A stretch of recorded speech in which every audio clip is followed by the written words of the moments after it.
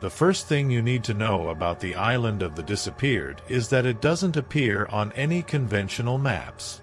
In fact, few ships dare to approach it, and those that do rarely return.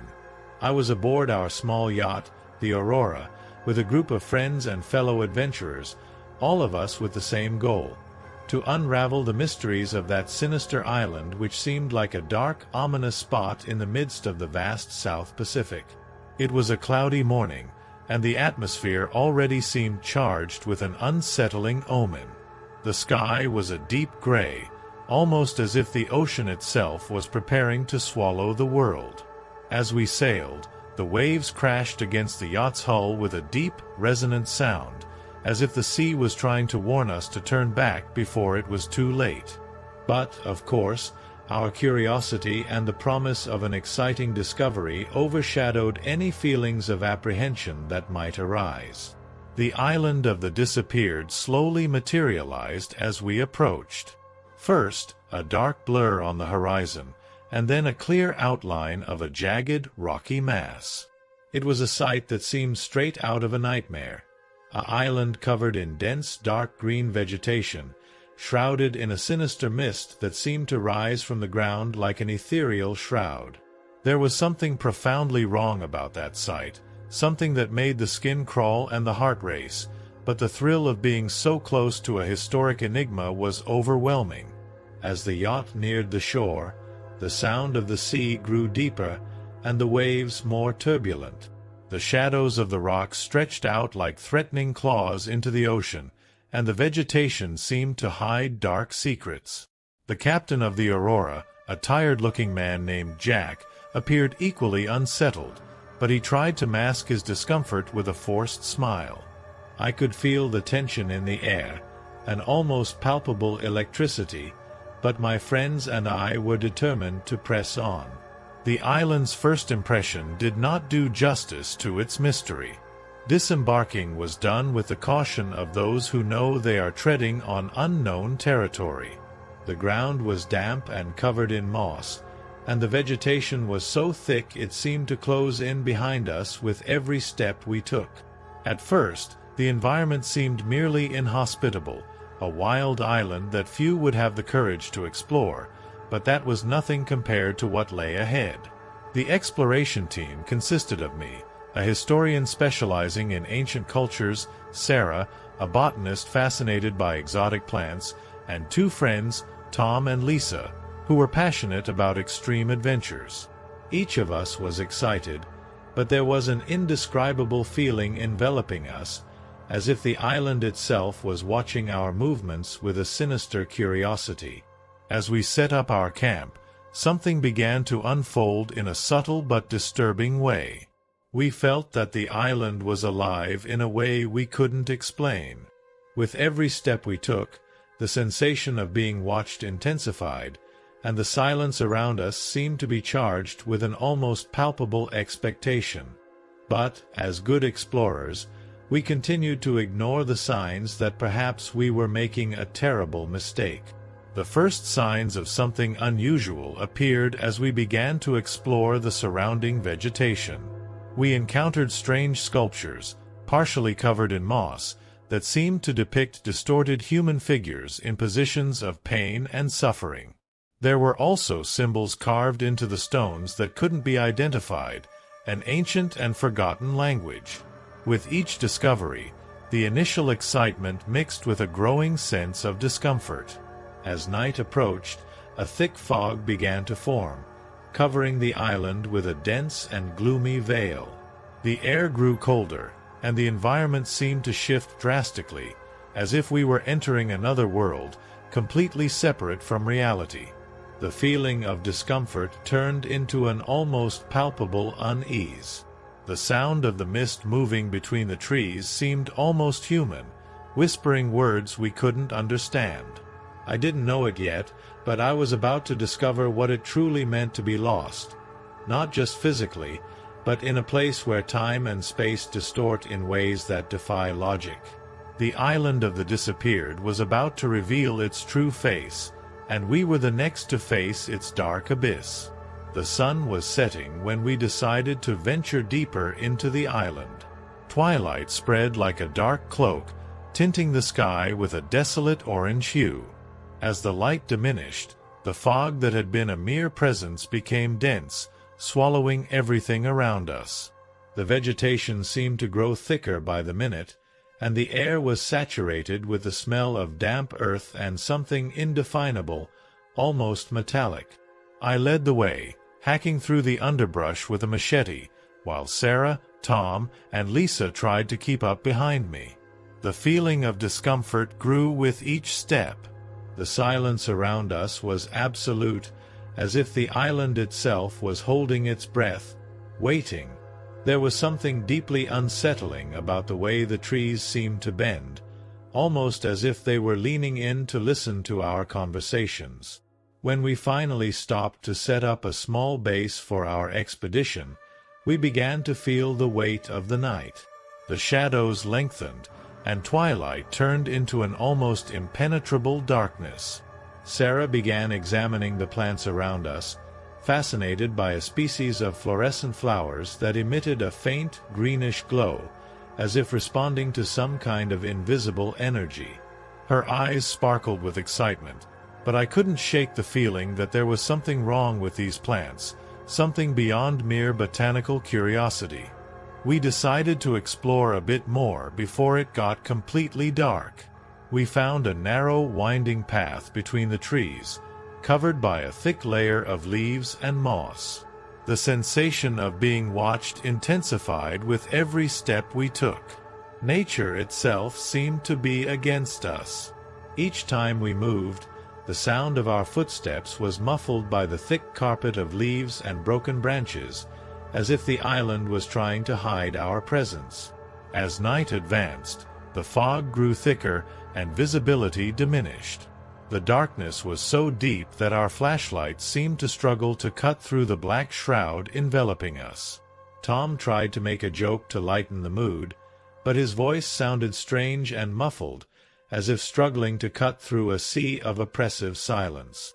Lisa, who was beside me, tried to stay calm, but her eyes were wide with fear, and I could see it reflected in the light of our flashlight. At one point, we came across an area that seemed different. There was a clearing in the forest, where the ground was covered with a carpet of large, flat stones. In the center, there was an ancient stone altar, covered with strange, worn symbols. The altar appeared to have been carved for ritualistic purposes, and the markings on it were almost hypnotic. Sarah crouched to examine the symbols, her hands trembling slightly as she tried to decipher their meanings. The unease in her eyes was evident, but she tried to stay focused, as if the work itself was distracting her from the growing sense of dread. Then something happened. A cold breeze passed through the clearing, despite there being no sign of wind. The temperature dropped abruptly, and the fog began to swirl around the altar, forming circular patterns that seemed to revolve around us.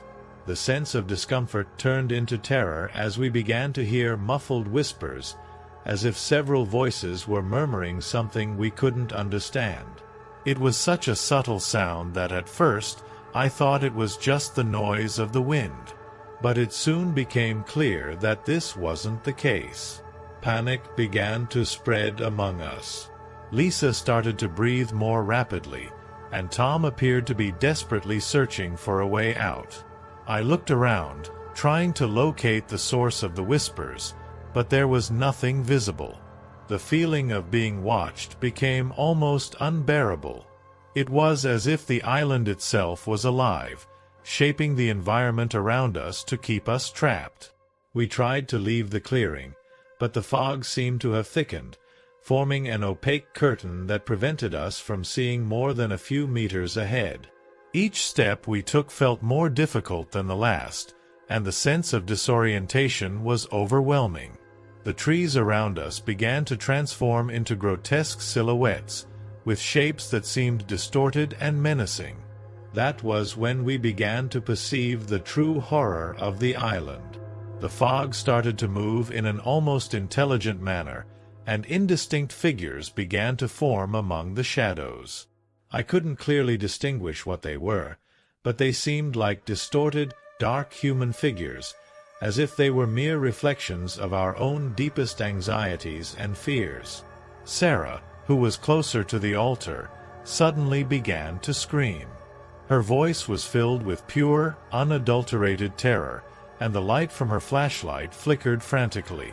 We ran towards her, but by the time we arrived, she was on the ground, trembling and staring at a fixed point in the fog.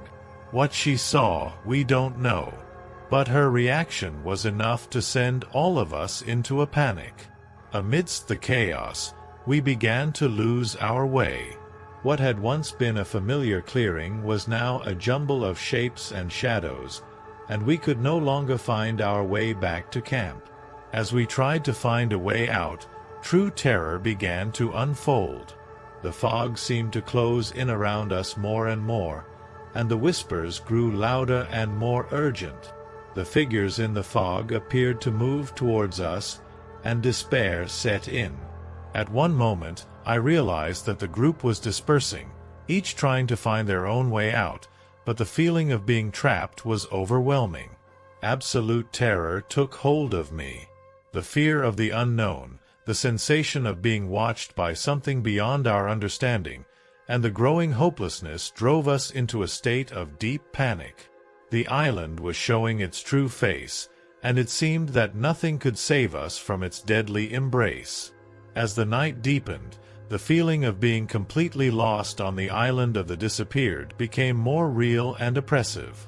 The terror that had only just begun had now become an overwhelming force, a constant presence that seemed to breathe along with the island. We desperately tried to stay calm, but with each moment, the situation became more desperate. The fog continued to thicken, and the flashlights we carried struggled to penetrate the opaque shroud surrounding us. The absolute silence around us was disturbing. Every sound seemed amplified and distorted, as if the environment itself was becoming an echo of our fears. The trees, shrouded in the mist, appeared to transform into monstrous, threatening shapes, and the shadows moved in unsettling ways, as if they were alive. As we tried to find a way out, the forest around us began to behave increasingly strangely. Trees that had once been simple and regular now seemed to bend in almost grotesque ways, and branches stretching out onto the path appeared to want to grab us. The ground, covered by a thick layer of leaves and moss, started to feel almost sticky, as if we were being pulled down with each step. Sarah, still trembling from what she had seen at the altar, was having difficulty breathing. Her eyes, once curious, were now wide and filled with indescribable terror. She tried to speak, but her words came out in incoherent whispers.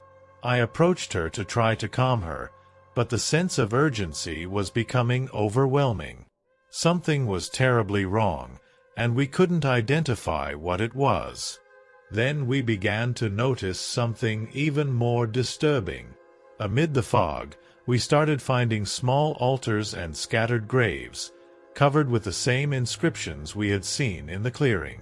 These altars appeared to have been abandoned for a long time, but they were covered in a layer of dirt and leaves that seemed to be constantly shifting, as if the inscriptions themselves were deteriorating before our eyes.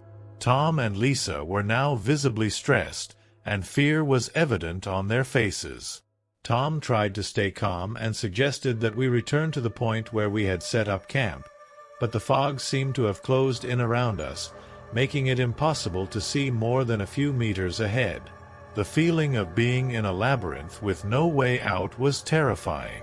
As we tried to find an escape route, the fog began to swirl in even more unsettling ways.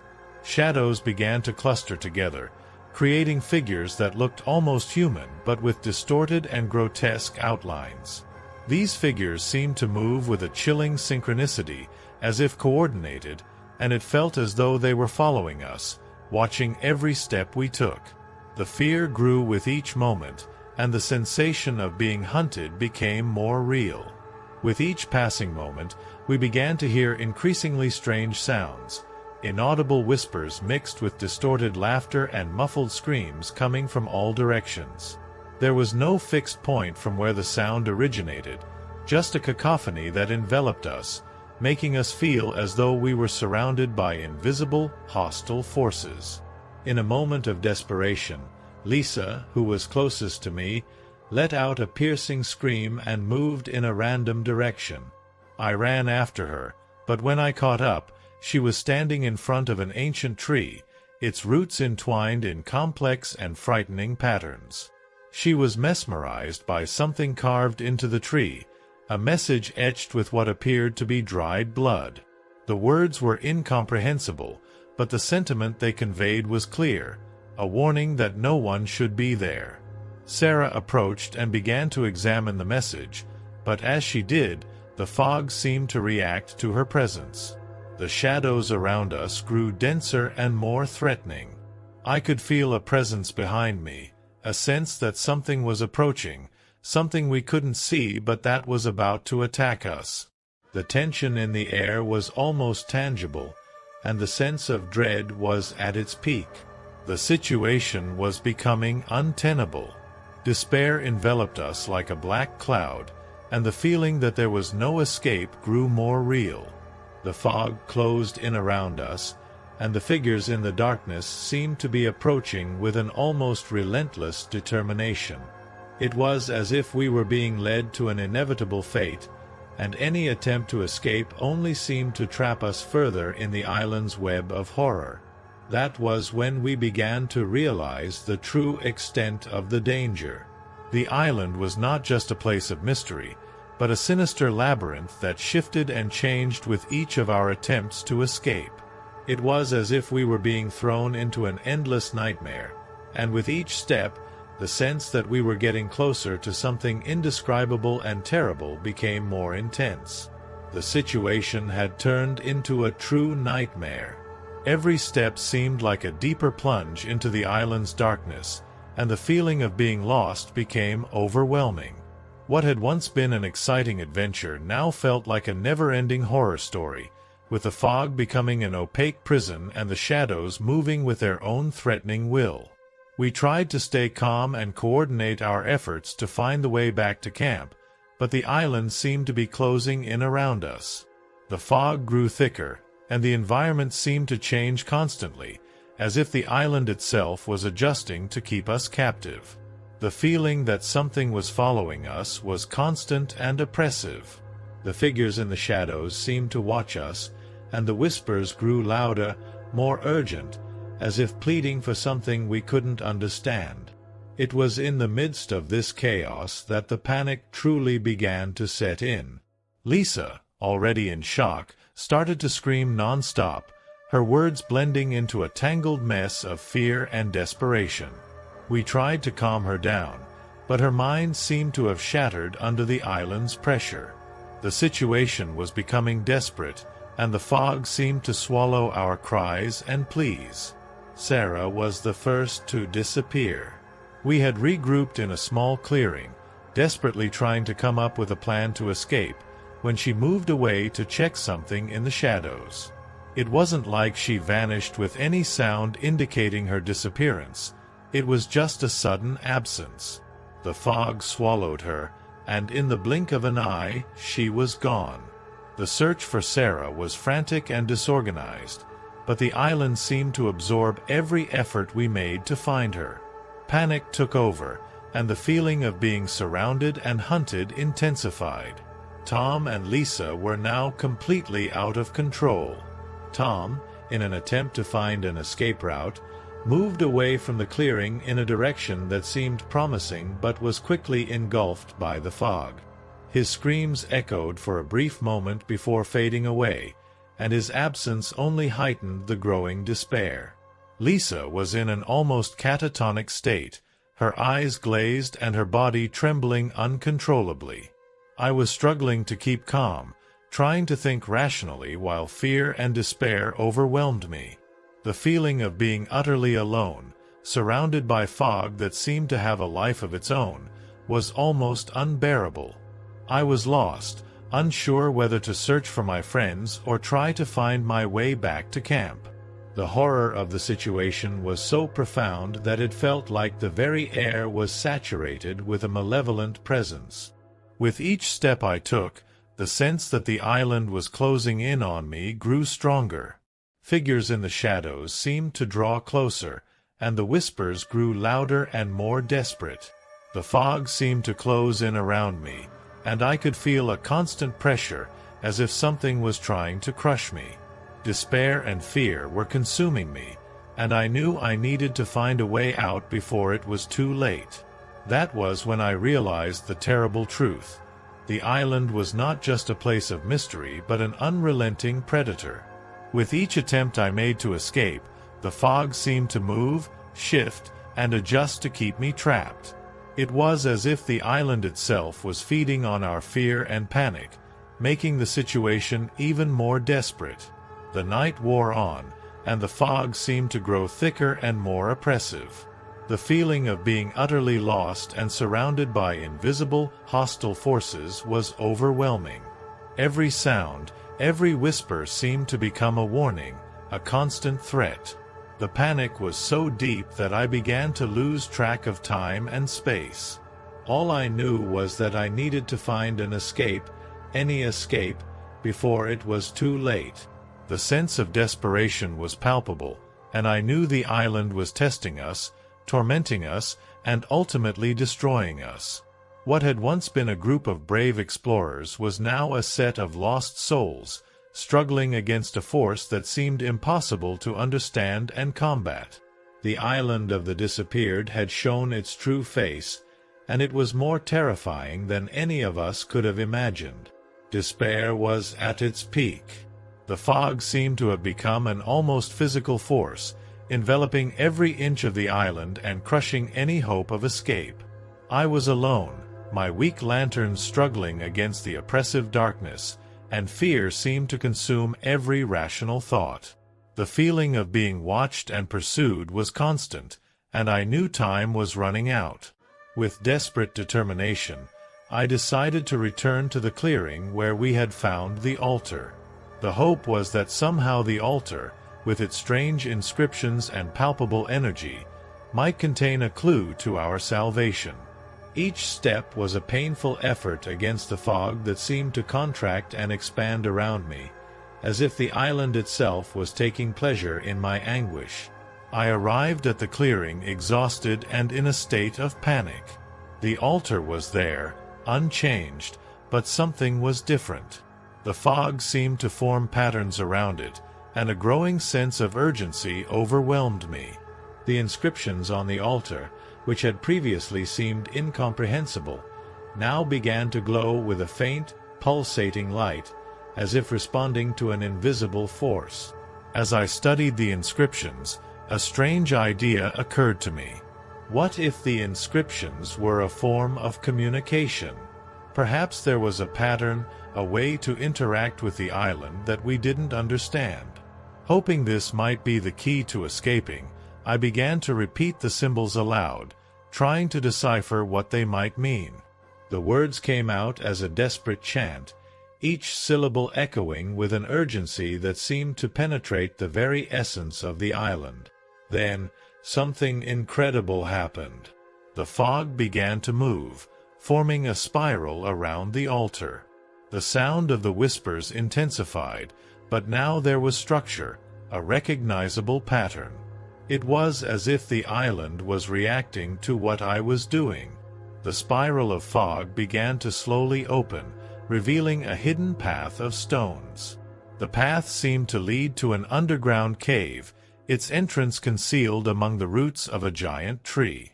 With a mix of hope and terror, I entered the cave. The interior was cold and damp, and the walls were covered with a soft bioluminescence that lit the way ahead. The feeling of being watched was still present, but now it was accompanied by a sense of anticipation. The cave seemed to stretch deep into the earth, and the sense that I was approaching something crucial intensified.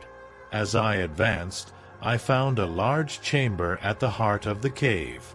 In the center of the chamber was an ancient structure, a kind of pedestal covered with inscriptions similar to those on the altar. Around the pedestal were a series of stone figures, depicting humans in poses of worship and sacrifice. The atmosphere was charged with a palpable energy, and the sense that something monumental was about to happen was overwhelming. I approached the pedestal and saw a final inscription, larger and more detailed than any other. It was a sort of incantation or spell, seemingly intended to seal or unlock something. I didn't fully understand what it said, but there seemed to be a sense of urgency in performing the incantation correctly. Hoping this could be our salvation, I began to recite the words in a solemn and determined tone. As I spoke, the structure began to glow with a golden and intense light. The fog outside the cave seemed to dissipate, and the sound of the whispers started to turn into a harmonious chant, almost as if the island itself was responding to the incantation. The pedestal opened, revealing an ancient artifact, a kind of golden amulet, covered with the same inscriptions. Without knowing exactly how but feeling an intuitive connection to the artifact, I took the amulet and held it tightly. The light intensified, and a wave of energy enveloped the cave, spreading across the island. The fog outside the cave began to dissipate rapidly, revealing the starry night sky and the bright moon. I emerged from the cave, and the island seemed to be returning to its natural state. The terror and despair had been replaced by an inexplicable calm. The feeling of being watched had vanished, and the fog had completely cleared. The group of explorers was gone, but the amulet seemed to be the key to our survival. The Aurora was intact on the shore, and I was finally able to return to the boat. The city lights on the horizon were a welcome reminder of normalcy, and I knew we had witnessed something beyond human comprehension. The island of the disappeared, with its secrets and mysteries, would remain a feared and avoided place, but I had emerged with a story that few would believe, and an artifact that seemed to have its own history and power. On the way back to civilization, an ambivalent feeling dominated my mind. There was a sense of relief at having escaped, but also a deep desire to understand more about what had truly happened on the island. The truth was beyond what anyone could fully grasp, and the amulet, now safely stored, was a constant reminder that some mysteries are perhaps best left untouched. As the distance between the island and us increased, the fog seemed to continue swirling, as if preparing for the next visit. The mystery of the island of the disappeared was not fully resolved, and I knew that someday there might be new expeditions and new secrets to discover. But for now, I had survived the abyss of the island, and the story, with all its horrors and enigmas, would continue to be told in whispers and legends.